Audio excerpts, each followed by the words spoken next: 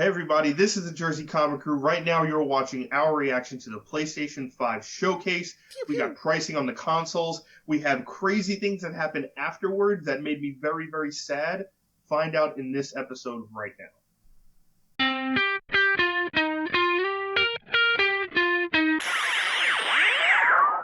Hey guys, it's me, Chris Heller. We're with Rob Moran. We're talking PS5 showcase. And we have a lot of games to go through, a lot of good-looking games to go through. We have some crazy stuff that happened afterwards. It was tumultuous. It was confusing. My entire internet in my house went down because of this, and in the entire area that I live in went down because of this. It was insane. It felt like a dystopian future. Because of the PlayStation 5 announcement? Because you have shitty Wi-Fi? No, my Wi-Fi is actually very good. It's actually very good. I pay for my Wi-Fi. So it was a very crazy situation after an amazing showcase with awesome stuff. Yeah, Rob, how was it on your end, man? Dude, very cool showcase. So, guys, we want to talk a little bit about you, about the games, about the hardware news, and like Chris teased in the beginning, what happened after the event, trying to grab your PlayStation. So, jumping off the bat, PlayStation 5, which pretty much seems to be the dominant console right now, they showed us a lot of cool games. We saw Call of Duty Black Ops Cold War. They have a campaign trailer. Resident Evil Village. They're making a Demon's Souls remake, and you saw that side by side with the old one to see how far that game has come. Yeah. Devil May Cry 5 Special Edition is coming out with Virgil as a playable character. And then they dropped a teaser for God of War Ragnarok coming out 2020. All we saw was Ragnarok and Kratos' deep, beautiful voice sang into my soul. We got some great news with Spider-Man Miles Morales. We saw some gameplay footage of him. Got confirmation that one of the villains is Roxxon Energy Corp. Well, maybe not villains, but they're definitely somebody here. They're involved. And it's a year after the events of Spider-Man, the original game. So It looks fluid and great. And then two of these big games that we want to dive a little bit deeper with each other and with you guys. So the first one we wanted to talk about for a little bit is Final Fantasy XVI. It's a PS5 exclusive. At least for now. For now. I'm a fan of the Final Fantasy series. I get them every now and again. Watching this trailer and this gameplay showed me why I love Final Fantasy. It makes me want to get back into it. It makes me why I got Final Fantasy X and 7 when I was younger. 14 was cool, but it didn't have that wow factor. This feels so much more story driven, and it looks beautiful. I can't wait. I'm gonna pick it up, and I haven't picked up a Final Fantasy in a little bit. What about you, Chris? I never got your take on the Final Fantasy genre, and with this being a big exclusive for PlayStation, and this being a huger than life trailer, I wanted to get your perspective. Yeah, what's funny is I never got into Final Fantasy. It was a series that was already so predominantly in it. Yeah. It was almost like, comics fans who are, I want to get into comics, but I don't know where to start. Exactly. That's how it was for me. That's a great analogy, because I thought that too when I was younger. I was like, where do I pick up? Because and it's people on number who were 7. in it, yeah, and even in the 90s, people who were into Final Fantasy were into Final, you've played 1 through probably 8 by then, or 7 by then, which 7 and 8 are known as some of the best, along with 2. And they knew all the character names, knew all the combos. They'd be playing it for hours, days, weeks, and you're just kind of standing there okay, have fun.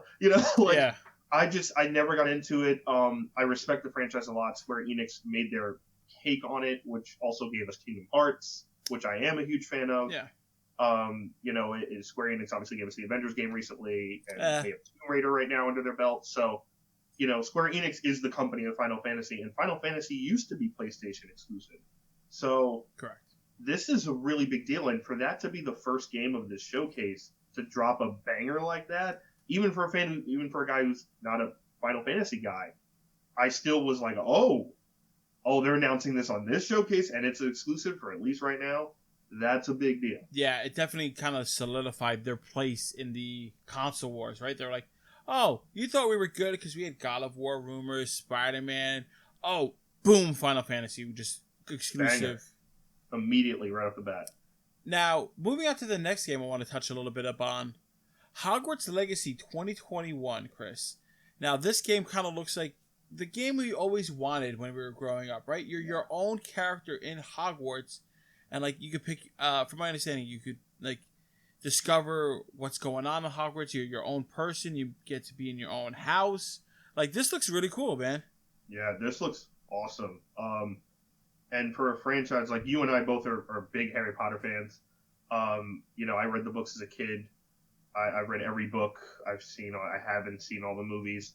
To bring back a franchise in this way is really smart, right? Mm-hmm. Like, there's probably not going to be any more books. Yeah, I think the Crimes of Grindelwald movies, the Fantastic Beasts movies are okay, but it doesn't give you that like Harry Potter feeling when you watch them, right? Yeah, it feels like modern day wizardry, which you kind of wanted when you watch the Yeah. Harry Potter world, but it also doesn't capture that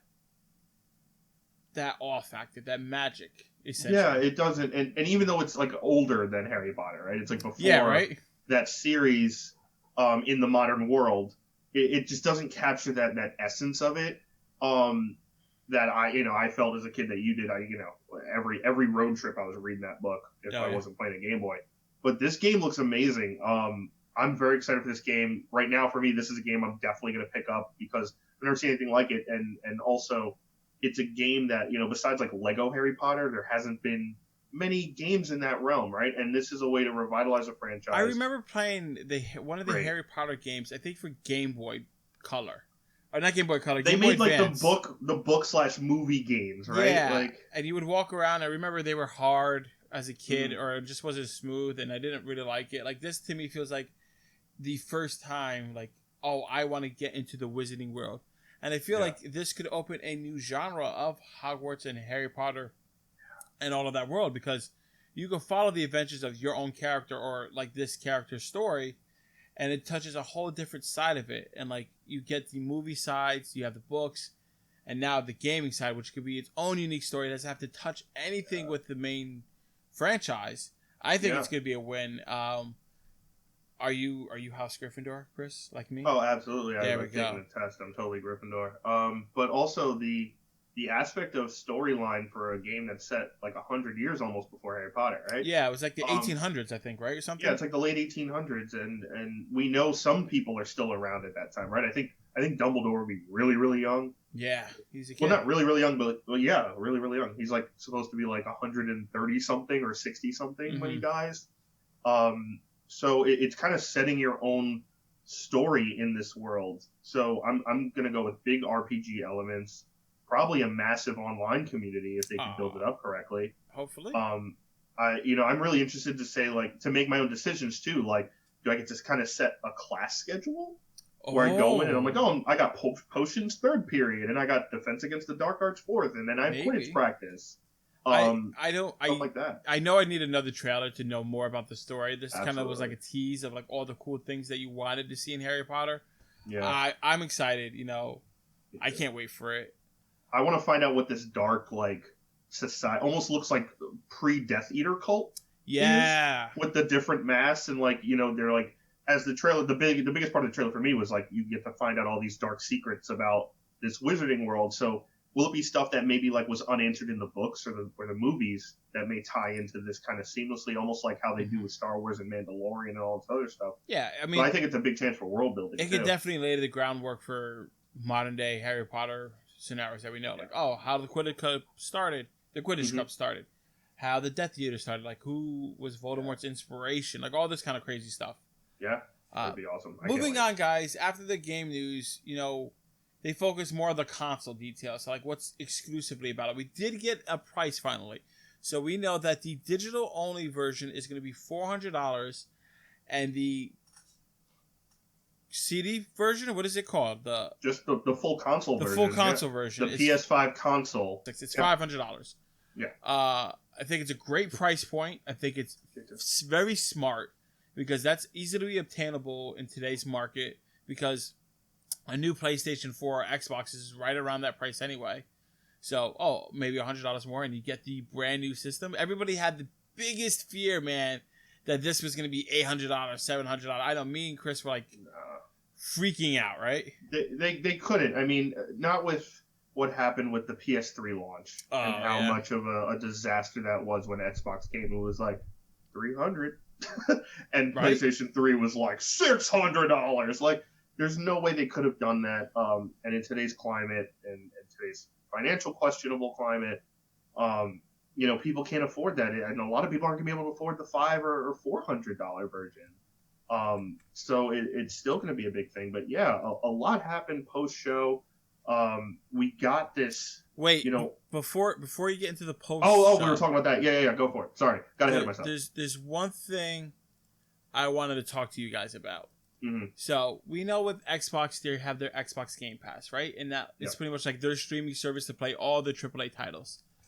PlayStation pretty much made a statement saying this is not a sustainable business model, which I think me and Chris were in agreement. Yeah, I don't think this is something that can last, or this might hurt Xbox in the long term. PlayStation did their own smaller version of this. They released something called the PlayStation Plus Collection. Yep. So this is going to have a lot of their major titles free to play if you have PlayStation Plus on the PlayStation 5. We have a quick list. I want to tell you all the games because it's shocked how many games they have. And it's amazing how many games I paid $60 for. Right? That are all now free for this. I mean, for me, I missed out a lot of these games, so I'm going to get it. So, like, you need to get off that Xbox, bro. Batman Arkham Knight, Battlefield 1, Bloodborne, Days Gone, Detroit Becoming Human, Fallout 4, Final Fantasy 9, God of War, Infamous Second Son, The Last Guardian, The Last of Us Remastered, Monster Hunter World, Mortal Kombat, Persona 5, Ratchet & Clank, Resident Evil 7, Biohazard, Uncharted 4, A Thief's End, and finally Until Dawn. So, these huge games, and I'm talking huge, and I know there's some people out there who had Xbox, and they didn't get to play some of these exclusive titles because they didn't have it. And I know a lot of, even my friends are going from Xbox to PlayStation. Now you're going to be able to play Batman. Now you're going to be able to play God of War, Last of Us, Until Dawn, Detroit Becoming Human, all these great games that you didn't have the opportunity before. And Batman was on Xbox, wasn't it? It was. I just wanted to say it again. Oh. But I just want to say Batman. Yeah. But now it's a great chance to kind of essentially catch up in the gaming world. Like just with TVs, if you missed the TV show and you're behind everybody else, now you could play these amazing games and really become one with the Sony family. I thought that was a really cool thing, man. And I wanted to share that with everyone. Yeah, no, it was awesome. And really quick, I think it's really smart for them. And a lot of people the one thing that's bothering me with this is that everyone is using the term anti-consumer way too freely, right? What do you mean by that? It's being thrown around because, it's like, oh, it's PlayStation Plus, or exclusivity is now anti-consumer, or time stuff is now anti-consumer, or, oh, you're saying it's not sustainable, this is anti-consumer. It's not sustainable. When you put, $80 million to $100 million or more into a video game, you want it to sell for at least $60. You're not going to want to give it away for free. I don't blame them in the sense. This is a business first. Video games are a business first. They're not your friends. These guys are, they're not in it to be friendly. And, obviously they want to make games that you want to buy. Correct. Keyword buy. So I think it's a good idea. I still think Game Pass is a great idea. Oh, I think Game so, Pass, too. It's going to be insane. I think it's going to be perfect for Xbox and people who still want to play those games. And I think Game Pass is kind of they're moving forward with it and going to keep adapting it. But I think it's almost like I said with comics, right? You're behind, you want to get into something, you never had the chance. I'm not going to buy a PS4 when PS5's coming out to play all these old games, right? Yeah. If I could get it on PS Plus, and I already have my PS Plus membership, and I could download these games for free, it's not like, September's free games are crap you don't want. Right? The 3 games no one wants. They're AAA titles that have been out long enough that they've made their nut on it. Exactly. I think it's a great idea. By now, if you haven't played God of War, that's because you didn't own a PlayStation. That's the only thing I can think of, right? The only reason. But now, or Uncharted 4, it's the only reason. Right, and now it's oh, I have the option. I'm gonna play it. And I get it too. Last of Us 2 isn't on there. Ghost of Tsushima isn't on there yet because those came out only 3 or 4 months ago. They could still make money off of those games. So that's fine. I didn't play Last of Us 1 till it was on sale on PS Plus for $10. I still haven't played it. I'm gonna play it on PlayStation 5, which is awesome. Do it. It'll scare the hell out of you, but it's so worth it. I know, I love it. Moving on, guys. We want to talk a little bit about the post-show information, and Chris has some personal anecdotes he wants to share with us enjoying his misery, and I know we all will as well. Absolutely. But pre-orders supposedly, quotation marks, went live on November 17th, and there may or may not have been issues, Chris. Oh my god. Yeah, so, and as everyone knows, I'm a huge Sony fan. PlayStation 1 through 4. I even had PSP back in the day. But, I'm not biased. I played Xbox games a bunch of times. I just never bought. And I have a 360. That's the only one I bought. It's not really differentiating one or the other. I'm story driven, so naturally I like PlayStation games. So, yeah, after the conference, ended, PlayStation never said anything about pre-orders during the conference, during the showcase. We got the pricing, we got this giant screen of pricing, and nothing was, pre-order starts, date and time. So I was like, all right, what the hell's going on? Like, this is all amazing, and you're showing us all the pretty stuff in the front, but what's going on behind the scenes? And behind the scenes was ugly. A lot of people feel lied to, now, which I don't blame them. What do you mean feel lied to? For a number of reasons. One, they went on Twitter and said the pre-orders are starting on the 17th. That clearly wasn't true. Whether that choice was made by Sony or by the retailers, like, your Walmart's, Amazon, Best Buy, Target, which are the main four, GameStop number 5, but, we don't know. But the pre-orders kind of just happened. They just started, leaking out. Everything was gone in seconds. There was mass confusion, mass hysteria. Basically Sony broke the internet. And for them, in a way, that's really good because everyone wants you now know everyone wants your product. You now know you are going to sell some really good amount of units and make a good quarter, and lifetime, of money for this. The other side is exclusives. And so we were kind of under the impression that Spider-Man for PS5, Miles Morales, which, by the way, looks so great. I don't know how I'm going to go back to Peter Parker when I could use electro-zapping, webbing, and go invisible, and all the new, stuff that I could do. Why would I just go back to regular web I was like, Peter Parker, you suck compared to him. He's like a thunder god. He goes invisible and just shocks you. And Peter Parker is my favorite Marvel character, but Miles looks so much more fun to play in a video game. And the other PS showcase showed us Horizon Forbidden West. That's what it was. Yeah.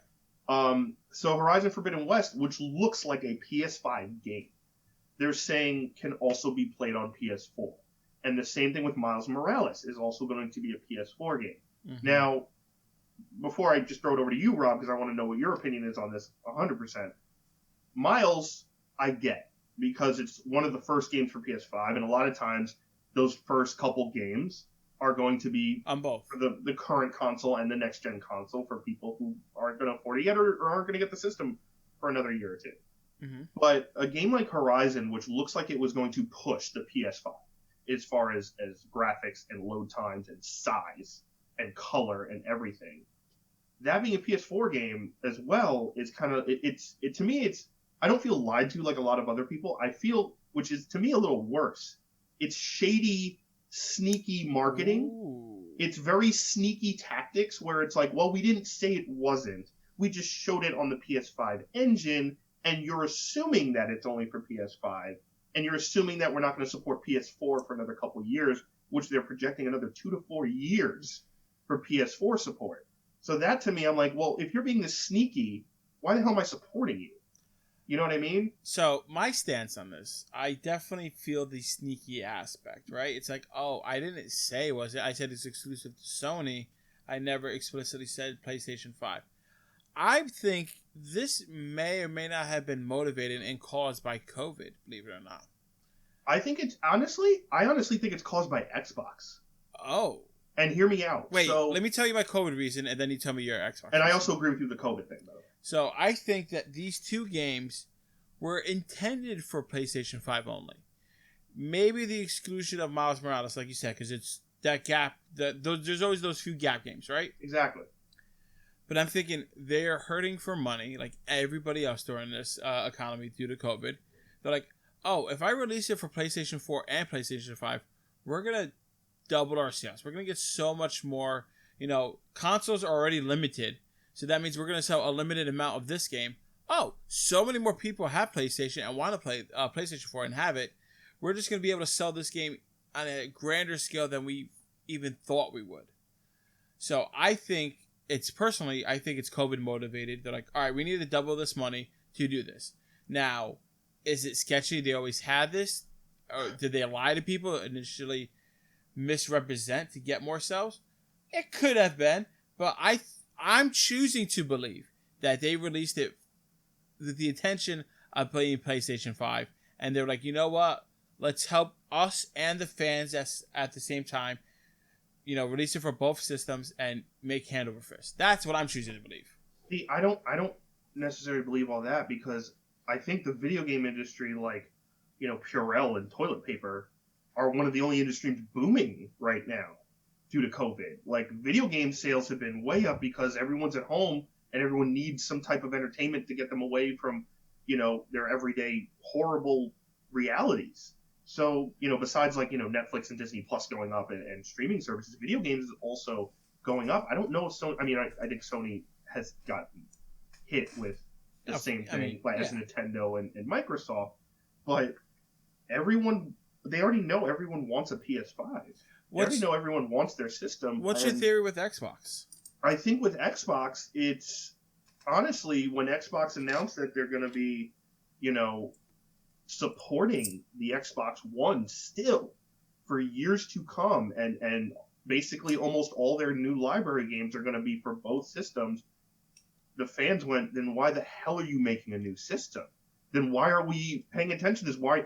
And they got so much backlash from it, right? Like, it was like the Homer Simpson meme where PlayStation just backed into the leaves and said, like, we're not even going to say anything about Miles or Horizon, which Horizon is a next year game. It's not a this year game. It's probably a mid to late 2021 game. And to me, I was like, oh, this is clearly this is going to be their first big PS5 game. Yeah, but now it's going to be Final Fantasy. And now it's Final Fantasy. Now the other question is, if this is the case and they're still supporting PS4, is God of War Ragnarok going to be also on PS4? Is any of these games? I think it's confusing. I get that. And I think, it's been a crapshoot. Like I said, my internet went out, like the internet in the whole area where I live went out at midnight when pre-orders were supposedly live.